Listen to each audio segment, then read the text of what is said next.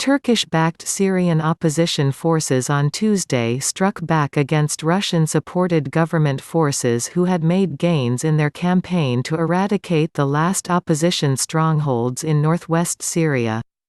Earlier on Tuesday, the government forces seized control of the main Aleppo to Damascus highway running through Idlib province for the first time since 2012, a war monitor said. In response, the opposition forces shot down a Syrian military helicopter and advanced toward the town of Nirab, which the Turkish Defense Ministry said had been abandoned by Syrian government forces. A Turkish official said the opposition forces, supported by Turkish artillery, had begun a full-fledged attack on an area recently lost near Sarakib, a strategic crossroads town on the M5 highway. An opposition forces commander told Reuters they were pushing back the government forces there. The flare-up of violence has prompted some of the most serious confrontations between Ankara and Damascus in the 9-year-old war in which Moscow and Tehran back Syrian President Bashar al-Assad. Idlib's fate may well be decided by Turkey and Russia as much as by Assad. Russian has officers on the ground advising the Syrians on the campaign and some ground forces, and Russian warplanes have carried out numerous air strikes.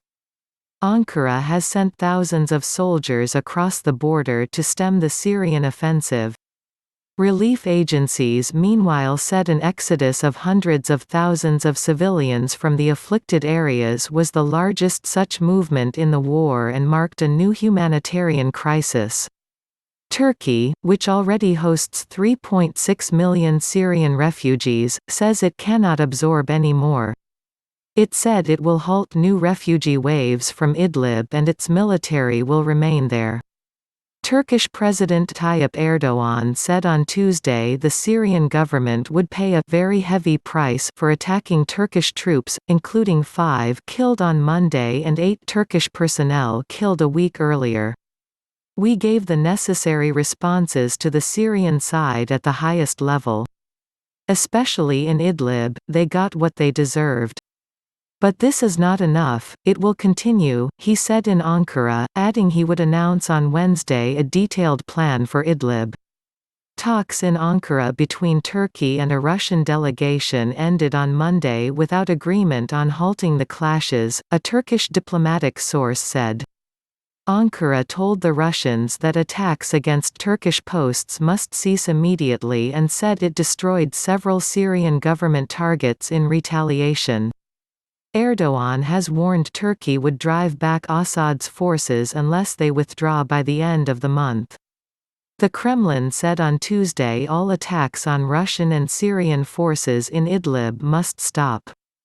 Russian President Vladimir Putin will discuss the situation with Erdoğan by phone later on Tuesday, TASS news agency said the U.S. envoy for Syria, James Jeffrey, is set to meet senior Turkish officials in Ankara on Wednesday and the U.S. embassy there said they will discuss working together toward a political solution to the conflict. Air raids. Since the new push began in December, government forces have recaptured more than 600 square km of territory and in recent days taken control of dozens of towns and villages. The opposition forces are a mix of nationalist factions and jihadists who have had deadly rivalries but are now closing ranks. Last week government troops recaptured rebel-held Sarakib, where Turkey had several military personnel stationed.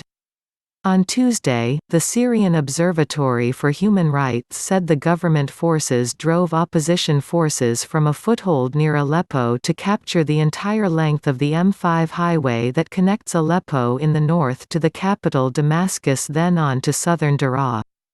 Aleppo, once Syria's economic hub, was the scene of heavy fighting between 2012 and 2016 which saw large-scale death and destruction. Rescue teams said on Tuesday that Russian and Syrian war planes bombed several towns in Idlib, with most air raids in western Aleppo. At least 13 civilians were killed overnight in the airstrikes, they said. The rapid advances by Assad's forces in Idlib have driven nearly 700,000 people, most of them women and children, from their homes towards the closed-off Turkish border in the past 10 weeks. This is, from our initial analysis, the largest number of people in a single period since the Syrian crisis began almost 9 years ago, Jens Lerche, spokesman for the United Nations OCHA humanitarian agency, told reporters in Geneva. United Nations High Commissioner for Refugees spokesman Andrei Mahesik said the harsh winter weather was making their suffering worse and shelter was hard to find. Even finding a place in an unfinished building is becoming nearly impossible, he said, adding that mosques were full. Witnesses and opposition forces said a new column of Turkish reinforcements, including tanks, rocket launchers, and armored vehicles, crossed the border into Idlib overnight. One influential Turkish politician urged Erdogan to go further. There will be no peace in Turkey until Assad is brought down from his throne. Turkey must start plans to enter Damascus now, and annihilate the cruel ones, said Devlet Bahçeli, chairman of Erdogan's Nationalist Partner Party. The battle for Idlib is a crucial stage of a war that has killed hundreds of thousands of combatants and civilians, made millions refugees in their own country or overseas, and fractured the wider Middle East since it broke out amid the Arab Spring in 2011.